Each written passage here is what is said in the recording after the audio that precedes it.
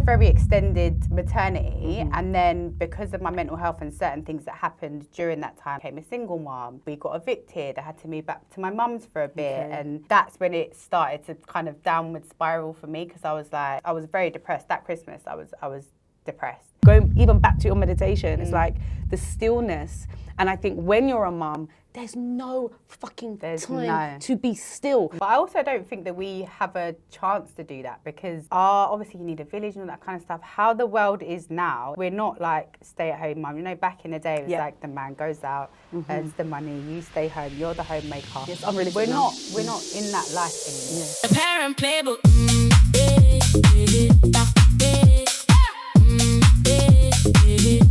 The Parent Playbook. Hey everyone, and welcome to the Parent Playbook. I'm your host Nyah, and today we're going to get deep diving into a conversation all about having a career, being a parent. If you are trying to find something that's got glossy highlights and all the smooth Instagram versions of parenting, then this is not the podcast for you. We keep it extremely real. We definitely say a few swear words sometimes. So if your little ones are around, you definitely don't want to listen to it when they're here. But anyway, without further ado, we are going to introduce our guest, Miss Gemma Grandison.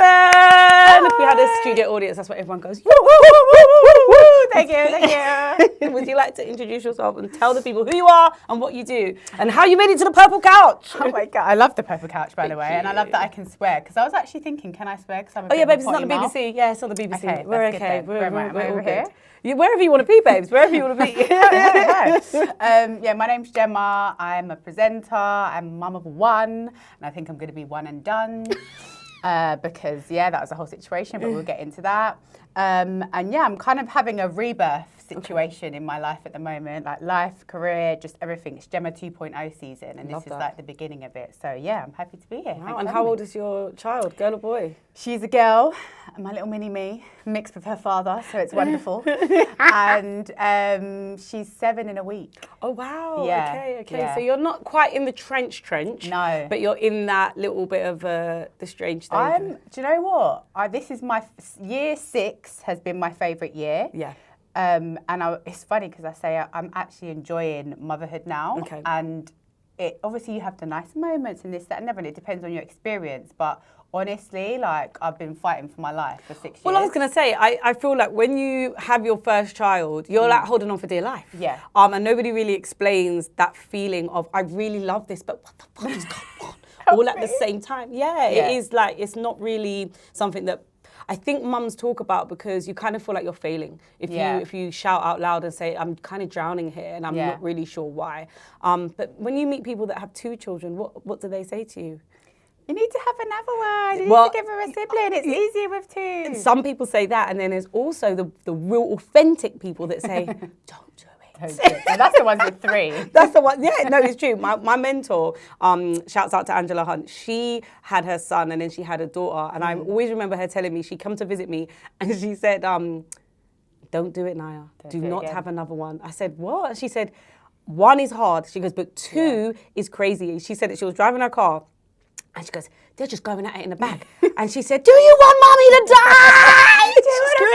Yeah, she's like, "Do you want to kill us all?" And then she goes, they were both like, and she's like, because it is non-stop. It's beautiful, but it's non-stop. I think it depends on, I always say it depends on so many factors. It depends on how you are, your partner, what kind of child you have, because some people have children that are a breeze. Their pregnancy's a breeze. Their labour was a breeze. They're sleeping through the night after 2 weeks. They love food. They'll go to anybody. Yeah. If you don't have that experience, then you're going to have a different outlook on what it was like. Because people that have that kind of children experience, they're going to want to have loads of kids. Yeah, Why would you not? It's true, and I always remember my mum saying when she had me, because I'm amazing, that it was a breeze. And then she had my sister. She was like, what is this?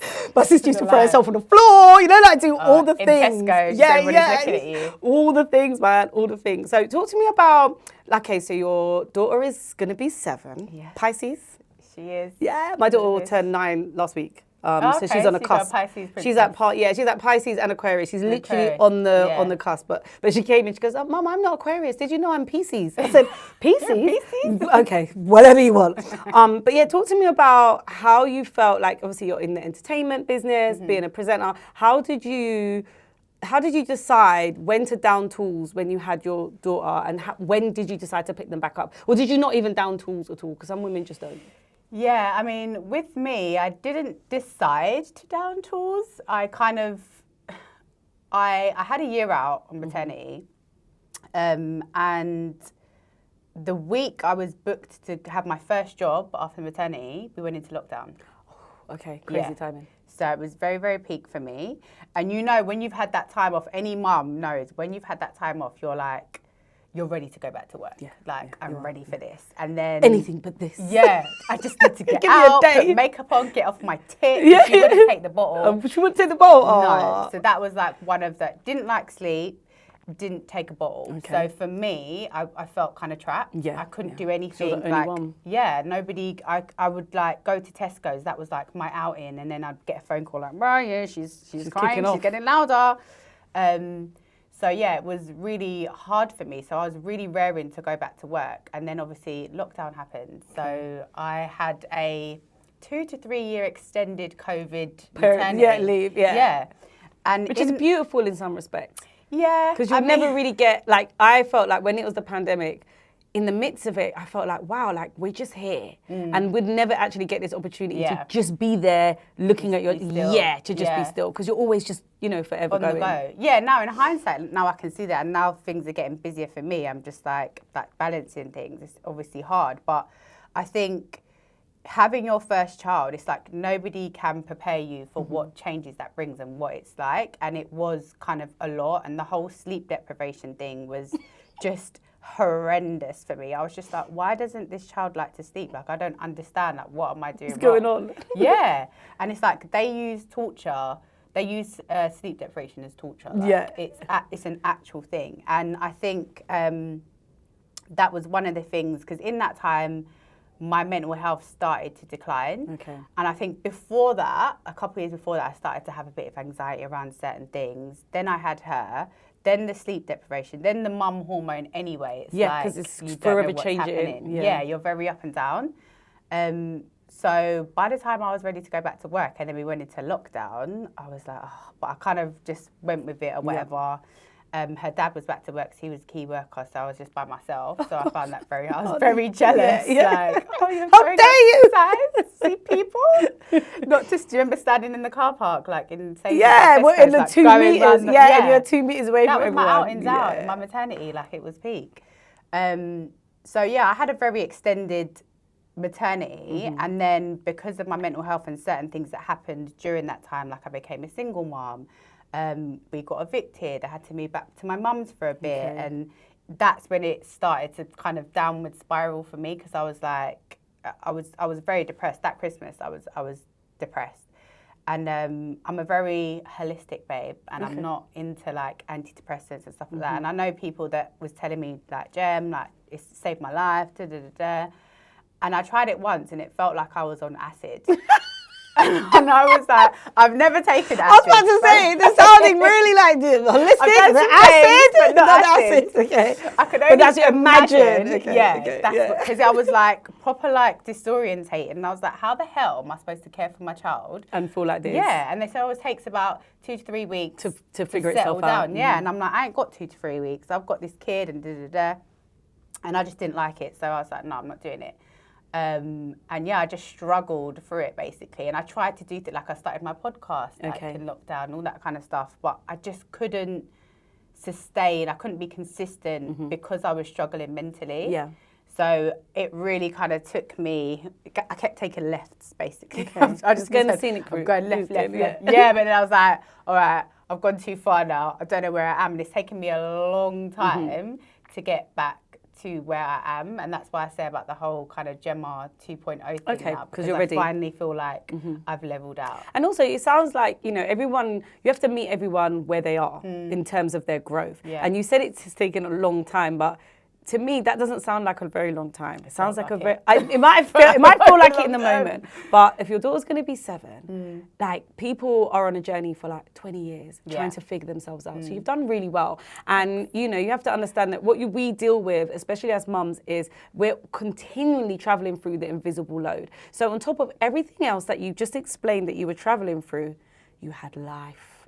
maintaining the house. Even if you're back at your mum's, maintaining your room, maintaining living with another grown woman, which is another. Yeah, it was a lot. It's another it's there. another journey in itself. Do you know Yeah. what I mean? And then you're growing a small person, and you're navigating the change in dynamics in your relationship. You're navigating your child's future. Where are they going to be? What are they going to do? And then trying to think, but hold on a second, where is Gemma in all of this? Where am I gone? Gone. It's like a vanish, you know? Yeah. And I feel like a lot of mums actually really go through that and never even come out of the other side. So you have to give yourself a pat on the back. Thanks, do you know what I mean? I'll So, take that. Take it. What do the kids say now? Clock it. I know, what is this? Yeah, Everybody's that's doing the this clock now. it, the I'm clock like, it thing, I'm man. just gonna- I think I saw it on. I watch a lot of soaps, so it's every Housewives. I'm watching Marriage Medicine. I'm watching all of them. But I saw them doing it in there, and they're a bit older than me. So I was like, oh no, so I'm one of the Everybody's kids. doing it. I'm gonna I'm jump like, on. So talk to me about the invisible load. How do you identify? Do you even identify with the invisible load? It's a big thing everyone's talking about online. But how do you cope with that? I don't. No, joking. It's the truth. Yeah, I didn't for a while. Yeah, because it's just never ending. It's non-stop, never ending. And I think that's like being the primary carer, whether you're in the relationship with your child's father or not, being like the mum, if you are separated, being the primary carer, that load is generally on you. Yeah. They don't see all that, the doctor's appointments and the constant thinking about things. And I kind of, lists are life for me. Okay. So I have a system now that I kind of set up. I have a whiteboard. My whiteboard Is saved my Bible, life. basically. Yeah. So this is like my top tip, get a whiteboard, £4 from Asda. Yeah, so I have that in my kitchen. I have my calendar, my to-do list and my whiteboard. Every Sunday, I wipe down my whiteboard. I've got Monday to Sunday down there and I write everything that I need to do that week, mine and her diary. Then I'll have like to-do lists, things I need to like book doctor's appointment, etc. And then I'll have a little affirmation or positive saying up in the corner. And then obviously my to-do list, I'll prioritize like each week and stuff. So I don't, it's like a mental dump. So then you don't have to constantly carry it in your mind. You know, when you're like on the train, you're like, oh, did I do this? Did I do that? I can just go to my whiteboard. Have a view. I can see it's there. Go to my to-do list, see that it's there. So I think putting things on, I'm a real pen and paper girl. Like I don't even use my iPhone calendar. Okay, Like, so I like pen and paper. And journaling is such a huge tool that I've used just in general in my life, especially like when I started to suffer like mentally and stuff. Putting your thoughts, feelings, even just having a mental dump at the end of the day, so you're not carrying that before you go to sleep and you don't wake up with it. I think journaling is such a really powerful tool to even understand your mind and what's kind of going on. Like I say to people, sometimes I have a session, it's very light. Sometimes I'll have a journaling session, I'm crying my eyes out or I've had an epiphany. It's all coming through. Like, I thought I was just stressed about this job and finances. It's like, no, actually you're pissed off about what happened last week and that's filtering out into all your other things. So I am very aware of this thing that we have in here. So the mental load, because basically I had a complete nervous breakdown in 2023 on Mother's Day as well. So it was terrible timing. And I kind of self-therapized myself through it because remember, I'm a holistic babe. I don't like drugs, this, that and the other.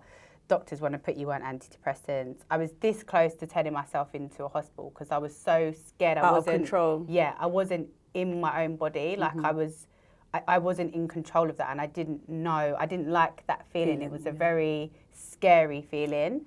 But I pushed through and just done all the things that I could do to heal as holistically as possible and help myself in that time. And I got through it and I got out the other side. And now I know how important it is to look after your mind and all that kind of stuff because all that invisible load that we're talking about is very heavy. And then it's mixed with everything else that's going on. Like this controls everything. So you really need to look after your mind. No, I agree. And I feel like it is definitely underplayed, the brain. As you said, you go to the doctors and they're just like, oh, how do you feel? Okay, prescription. But no one's actually dealing with the root issue. No. And the brain is something that just controls everything. So when you start shutting down in all different areas, you're not realizing that actually this started with the brain. Yeah. And it signals to your body, like any sickness or problems you have. Is like something right to now, do I've with got the a brain. twitch in my eye, yeah. And when I get a twitch, I know I'm stressed about something. Yeah, because something's coming. Yeah. Yeah. I'm like, wait. I'm like, why is my eye twitching? I'm like, yeah. shit. I'm stressed about something. Look at Jenna about this shit. Find out what's going on in someone's mind. You know what, the way you explain it is so good. And I think that, you know, a lot of us, especially when you're a mum, you don't have the time to travel through the process of troubleshooting and figuring it out by yourself. So most people do just run to the doctors and, you know, there's no shame in it. But at the same time, if you can figure out a little bit of alleviation on the brain to start off with, then you'd be in a much better position. I suffered with migraines for about 3 years, like non-stop, no day off, just migraine. It was like, even now when I look back, I think, how did I not die? Yeah.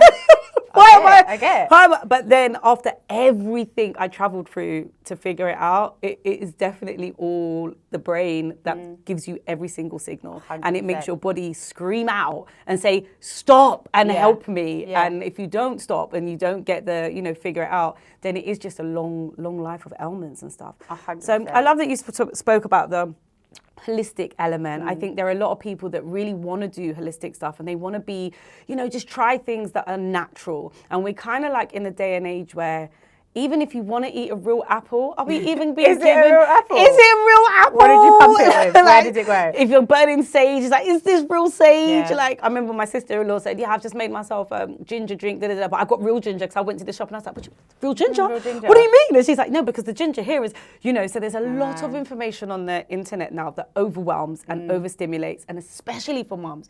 For the mum that hasn't got time to figure it all out, what are your top, maybe 2 holistic tips to, I don't know, just grab back a little bit of sanity? You spoke about the journaling, and I think the journaling is great. And I think that some people struggle with putting words down, but you can just literally journal anything because you can draw, and it's just like an expression pot, isn't it? Of whatever you feel like kind of working out, which means, you could write a love heart because you feel really great, or you just do a fucking sad face like, just and this, do you see what I mean? That's a good one. I haven't done it in a while. Well, I'm glad to hear it. I'm glad to hear it. It's good. My journal's a lot happier nowadays. We're evolving. Okay. Yeah, I would definitely say journaling. Obviously, I've said that already, so I will give you 2 more. But I just can't, because people are like, I don't know where to start. I don't know what to say. And some people don't want to face certain things, and they don't want to, and they don't know how to start. I actually have a guided journaling session. We can do a little. Oh, do you? Oh, amazing. Oh, I'll put your link down below. Link down below. Because I was launching my wellness business last year, but again got overwhelmed because I was doing too many things, and then it became a chore. And I wasn't enjoying it. And when it becomes a chore, babes, honestly, I'm not going to lie. Even this morning, the podcast felt like a chore. I was crushed on a tray with my case. And blah, blah, blah. But then it's like, no. Yeah. See the end here. It's going to be okay. But I hear you, man. When it gets chory. It's a lot. And I'm still doing it. I've just parked it because there's certain times in your life. I've learned to have patience. Yes. I'm not a patient person, but life has not given me an option but to have patience. And sometimes you need to wait for that little bit of alignment. Yes. Because then once the alignment comes, it just free flows. It's easy. Yeah. And that's when you know it's the right time. Exactly. But I did record this guided journaling session. It's a very simple one, and it just it's a starting point just to help you kind of get in flow and give you a taste of it. So we can do a link to that. Meditation is another huge part of my toolkit. Amen. People again don't know what to do with that. They think you need to sit on a rock and shave your head and be doing this. It's not like that. I know it's becoming a lot more common now, but people are still not And do you know what as well? I think, but meditation scares some people because it's not faith-based. Yeah. And some people have certain religions and they feel like if you meditate, you're opening yourself out to dynamics. I don't know. It could be. And for me, it's like, meditation is very much like prayer. Yeah. It's getting still. Spiritual. Yeah. And it's just getting very still. And I feel that we're in a world where we're pumped with so much noise. And we're like this all the time. All the time. So being still is very, very powerful. Everybody's nervous system is shot to pieces right now. 100%. And there's a couple of nervous system reset meditations that I do that are so powerful, like literally 6 minutes. Sorry. Oh. Sorry, it's the Ice alarm. cream It's the man. Kizzy alarm. It's the Kizzy alarm. It's the Kizzy! Kizzy alarm. Please do not forget what you were saying. We were talking about the meditation, and we're going to get into it. Cool. So Kizzy, as my 9-year-old daughter, and she is basically the CEO of everything that I do, and she knows I'm doing podcasting today, and she always says, "Can you ask the guest a question from me?" Cute, So love her that. question is, and sometimes I get scared because I'm thinking, is she trying to shade me? What's going on here? But her question is, what is your favourite hobby to do with your child? Favourite hobby? At the moment, it is rewatching my favourite childhood movies. So the ones that, like, so the last one we just did was Honey, I Shrunk the Kids. Oh, really? Yeah. Oh, did she like it? Next one's Free Willy. I hope you don't do Gremlins. That's not one of my favourite childhood movies, so absolutely not. I'm a pussy when it comes to anything like that. I mean, now it'll be silly, but... No, but it's still scary. yeah. I let my daughter watch up to the bit where he buys Gizmo, and she's like, Yeah. oh my gosh, it's amazing. I'm like, you can't watch cute. anymore. And cut. That's it. Yeah, no, I don't like scary films. It's not for me. But that's one of the nice things I like now that she's at that age, is like doing things along with them, not like, oh, you're watching Coco Melon, like, yeah, and you're in the all these background kind of washing things. the dishes. Like actually losing your mind from these, like, turn that one off, I can't take that going up, the ants are going up the hill, like, I can't do that song. So yeah, that's like my favourite thing, is just actually seeing the world again through her eyes. Okay, yeah. And I really love that. I'm enjoying that. Yeah, no, if some of the old movies I've tried to watch and I've had to turn off, because do you ever remember My Girl? Do I remember My Girl? I forgot what it was really about. So I started... That's never left me. That scarred me. Really? No, but it's so sad. deep. I know. Yeah. We started watching it, and then the girl's in the funeral home, and I'm like, oh, this is Can't the way... see I was like, what's happening? No, you actually remember it. Remember, that was one of my favourite films, and you But look it's back now and you're so- like, that's traumatizing. It's traumatizing. And I said, no, just turn this off. Because she's like, what's that? I think she said she's got testosterone cancer or something, she says. I think, yeah, 'cause something, it's a some funeral male, home, it's some male cancer that she says that she's got because the guy had died from cancer. Yeah. Obviously, I'm thinking, wow, they're talking about cancer. And then my daughter turned around and said, so what is cancer? I said, no, just turn this one off. I got the time to do these massive explanations. Not for now. No, not for now. CBBS. But no, that's a lovely hobby. Okay, so back to the meditation, because I'm such a big meditation girl, like, Good. honestly. So I am definitely here for it. But I do hear people's concerns, because whenever I'm like, try a little meditation, they're like, Do you know what it is? It's because how we are raised, our education system, our culture, that's not normal, or that's weird, or that's quirky, or that's like what monks do. And actually... Not the monks. It is, but that's what people go, they're like, because you think of the orange robes and you literally think, and then the almond and the crossed legs sitting on the floor in silence for days. And it's not that.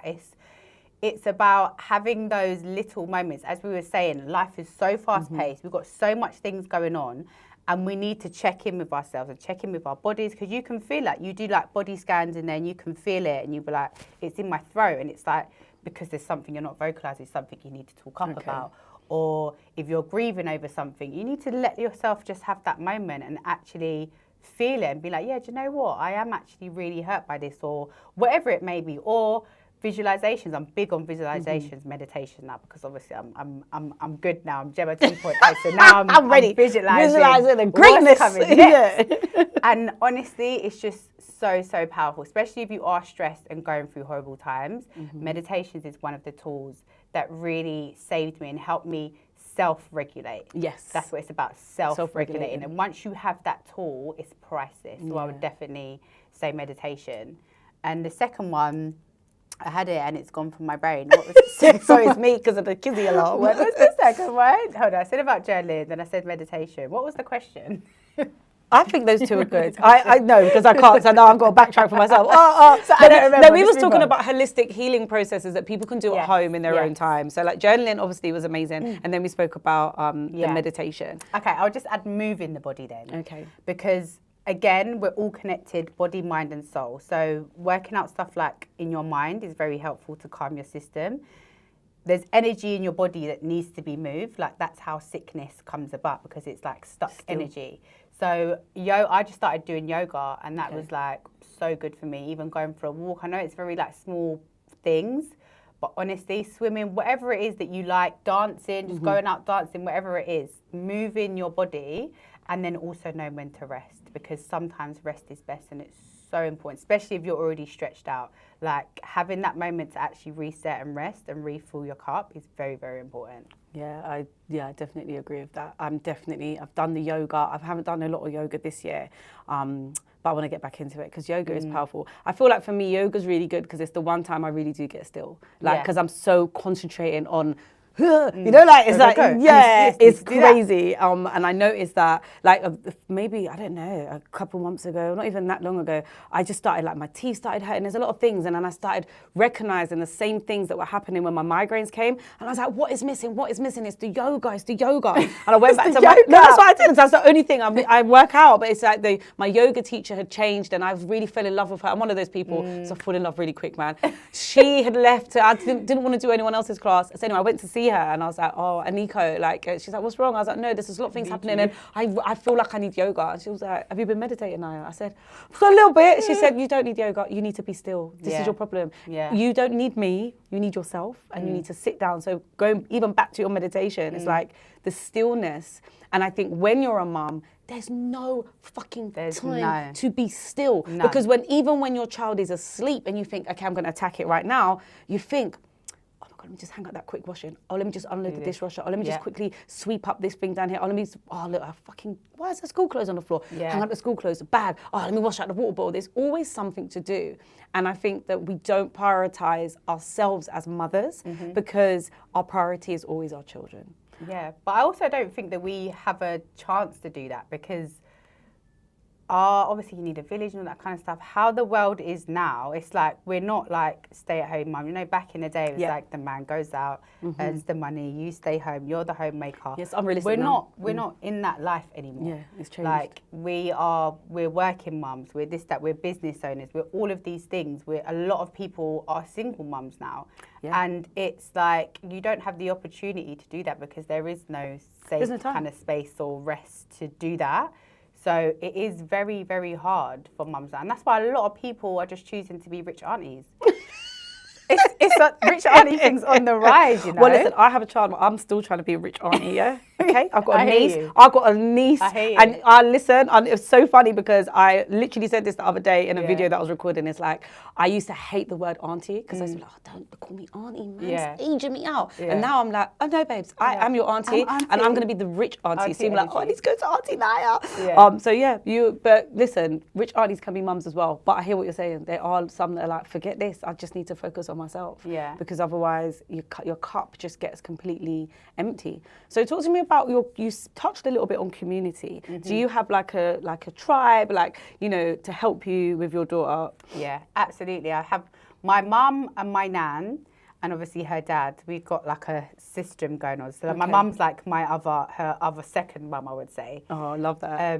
Which is how I was with my nan. So I love that for me that I have. So that's like my little village. Like if I need, like I've got a photo shoot Saturday, so I've gone to my mum. She's like, no, I'm going for brunch. I've gone to my nan, so I've gone to my dad. So I'm just like, who go around everyone? Somebody. So yeah, I am happy and lucky that I kind of have that there.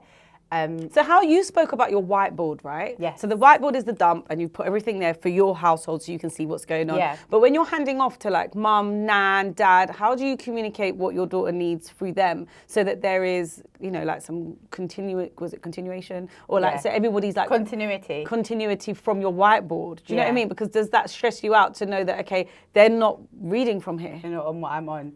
Yeah, no, I mean, I think because obviously she's almost 7 now, so everybody knows, like she's gluten-free, she's dairy-free, like all these things. So that was when we had to make that transition, that was quite stressful, and I'd be like, I was quite worried and I had to pack everything and all that kind of stuff. But now we're kind of in a system and everybody knows their place. But for my nan, sometimes I start to be like, nan, she can't have that. Yeah. Seriously, how many times? But yeah, I think everybody's kind of, you get into a flow. It takes a while and it is ever changing, like me being self-employed, her dad's self-employed. So that was hard to kind of get certain things into place. But now we have that system and he has everyone set days, and if he has a job or I have a job, we can swap. So it's like we have a good system going now, and it takes time, but it literally has taken that many years to get now. But we are in flow now. Okay. Yeah. Well, I'm glad. I'm glad the flow is flowing, because I'm So am telling I. you, sometimes when we're going upstream and downstream and to the left and the Yeah. right, you can get like, It's exhausting. yeah, it is That's exhausting. what it is. It's exhausting and relentless. Yeah. That's what word I always said to describe motherhood for years. It's relentless. Yeah, no, it is relentless. And it's never, I think that it doesn't change. I mean, it doesn't get easier. It just changes. So it's like the needs of your child are changing. And it's Yeah. like, you know, my daughter can now go make me a glass of water. And I'm like, hey, can you go get my water bottle? And great. bring your chairs, things upstairs. And, oh, you need to bring your washing down. And like this, Yeah. you're helping. Now you're an assistant, Yes. okay? You've got your first job, Great. which is Finally. fantastic. Yeah. But then I've realized that now what she's doing is like she'll do, it's like the first time they start doing stuff, they're excited. Yeah. Because it's independence. Like Yeah. I told her to change her bed the other day. I put out like the sheets, duvet. sheets, And I yeah. didn't expect her to do that bit. I just said, pull the covers off, and I was going to go and help her. And I walked in the room. I kid you not, she changed her everything. Done I it. was like, Bless her. a few weeks later, babes, can you change your food? Oh, I can't do that by myself. Yeah, I know, I said, that's what? so I said, but rough. you've already done it on your own. The child was in there. I'm suffocating. And it's like, oh, it's worn off. It's just, now. It's not fun anymore. It's not fun anymore. Before going in the fridge and getting me a water and putting ice in and all of the things was exciting. thing, yeah. Now it's, Yeah. but I'm tired. I'm Mummy. tired. I'm like, do you think I'm not tired? I've got to do this. I've still got to do the washing, cook dinner. And what are you going to do? Sit and watch your iPad? Yeah, no, I it's have true. to tell her from early, because my mum really pampered me. Okay. And I think later on in life, I suffered, because when I first moved out, I was like looking do I at the do washing this? machine, like, what the hell? My mum used to wash my clothes, iron my okay. clothes, and fold it and put it on my bed. Really? Yeah. Oh, I love that for you. Yeah, it was great, but then in adulthood, and I'm moving out and then becoming a mum, it was overwhelming, because I was like, What the I fuck's can't going on? even, like everything's coming out different colours. I was like, Mum, can I put jeans with colours? And she's like, yes, Gemma. Like, but I don't know, No. because you've always done this, so I'm not gonna, I don't want to say make that mistake, because obviously she was just You're just doing- giving her a different version. Yeah, I'm giving her the tools that she needs to be independent, but also so that I'm not doing everything. Yeah, because no, absolutely I not. agree, I'm I not agree. domestic. I think my mum was like very close to that, but more just very overprotective. So it's like I wasn't allowed to use the fire. Like I couldn't have, I couldn't light the stove. I couldn't make myself toast. I wasn't allowed to go to the shop by myself. She was very, very overprotective. She definitely didn't iron though, because we didn't have an ironing board. But we'll talk about that I hate another day. ironing. That's what my mum said. She goes, no, I hate ironing, so I don't want an ironing board. I'm like, what? I can't have an ironing board. Now I'm like my nads. I've got my ironing board. I'll sit, like I do all the things. But it's funny because it's like you go through your own version of growing up and having a mum, and then there's things that you love and you take on board, and then the other things you think, oh no, We're gonna do that differently. We're going to do that very, very differently. Yeah, and I feel like my daughter looks at me sometimes like, what? And I'm like, yeah, no, you just don't understand. I'm like, she got ready this morning, and I've looked, she got toothpaste on your top, like. Yeah. You look like you're dirty. And I remember my mum would be washing my shirt in the morning, and heating it up. And with me, I'm like, no. Hairdryer. Yeah, honestly. And I feel like my daughter's version is very different, and she wouldn't even understand, but it's me. It's my things. It's actually, she probably don't even care. They don't.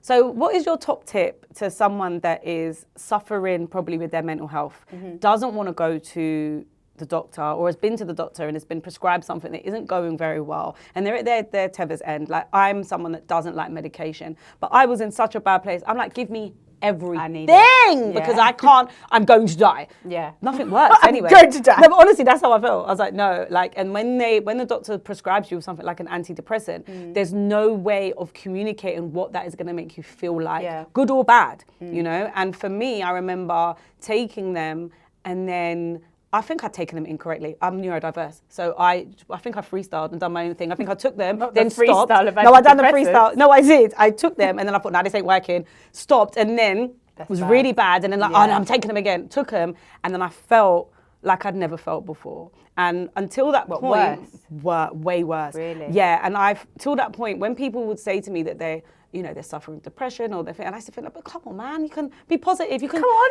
be positive. Yes, I was one of those people. Right. I people was worse off than you. I was one of those people. You'd have hated me. I was too. Honestly, and I'd be like, listen, people got no hands. Like, you've got hands, you're okay. But in that feeling of like nothingness, I realized that, wow, is this how people are really feeling? And it was awful, you know, like it's so bad. And for me, there were other things that I was doing all at the same time trying to heal myself. But what would you say for the person that has taken some medication, it's not that great, they're not feeling good, but they're thinking there's nowhere else for me to go? What would be the first step? I would say you really have to believe in yourself and dig deep. You really got to fucking dig deep. And with the whole, because I hate to be like, oh, I'm a holistic bear, I don't believe in antidepressants, because I know it has saved people's lives, and it can be a tool or a crutch or whatever it is in your deepest, darkest times. Exactly. And that's absolutely fine. But the problem is when you then become reliant on it and you can't live without that, and you're scared, because you get scared to come off it. I know people that have been on it for years and oh no, I couldn't come off it, I couldn't go back. So it's about, if you are going to go down that route, think, okay, I'm going to do this for 3 months, 6 months, whatever it is, and have your kind of backup plan. You have to wean yourself over those, off of those things. You can't just stop it.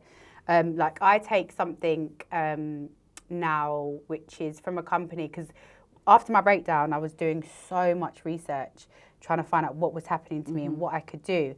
And I was basically trying to find a natural alternative to antidepressants and anti-anxieties. Okay. And I came across this company that did those kind of things. And I still take them now to this day, because I do notice that when I come off it, I do notice a difference in the dips and stuff. And it's basically a multivitamin, but it's heavily focused on a lot of the B vitamins and D vitamins for your brain health. Okay. And then a lot of probiotics for your gut health, because obviously that's your second brain. And your gut tells you a lot of things. That's why they say like your gut instincts and all that kind of stuff. Like it literally is a thing. Okay. So I would try to look for some plan B or a natural alternative to support your brain. Like I'm a big fan of like nootropics. So I have like mushrooms, like mushroom tinctures, mushroom coffee, all that kind of stuff. Because the thing is, it's education. We don't know shit. Yeah, we know nothing. We know go to the doctor's, prescription, pharmaceutical. That Pfizer company have been in business for how long? Have they healed anybody? No. They just keep them under their thumb while they keep getting rich. Keep coming back for more drugs that aren't going to help you. It's just a suppression thing. So I think educating yourself, reading books and understanding what's happening to your body. Like it's empowering to know what's happening and know that you can control it without having to have these things. So I'd say empower yourself with knowledge and vitamins to help your body. Because like you say, are we getting vitamins from the apple? Because is it an apple? Exactly. Is that ginger real or is it fake? So you've got to look at alternatives. Then I would say therapy. Therapy. Shut up, my therapist. Honestly, I cannot recommend therapy enough. I know it's expensive, but there are ways about it. I've had 3 NHS therapists, I think. And you only get 6 weeks on the NHS. They do a referral. You get 6 weeks in. But it's a good way to introduce yourself. Yeah. And the first one I was very closed and not opening, even though I wanted to. But it's a good opener. And then if you can find someone, I'm on my 5th therapist now. Don't laugh. No, because the way you said it, no, honestly, therapy's the best. But I'm on my 5th one. No, but I found the one. That's what I'm trying to say. But so you have to travel through some. Yeah. When it's like finding a man or whatever, like no, you're when right. you find the one, it's like, the one. What was all of that? Like this is like everything. And I've been with her for 2 years now, and I see her every week, unless I'm on holiday or whatever. And I just can't tell you how powerful and how life-changing and how profound the whole experience has been. And when you find somebody that is aligned with you and gets you, it's just how you understand yourself and how you understand how things are connected and giving you different perspectives and stuff. It's so fucking healthy to have therapy. And it's like, I know it's more common now and it's not as stigmatized, but people think you have to have a problem. Of course, and therapy. It's not that. No. It's not. I mean, when I have a problem, it's great. You go. But when I told my mum that I was doing therapy, she was like, why?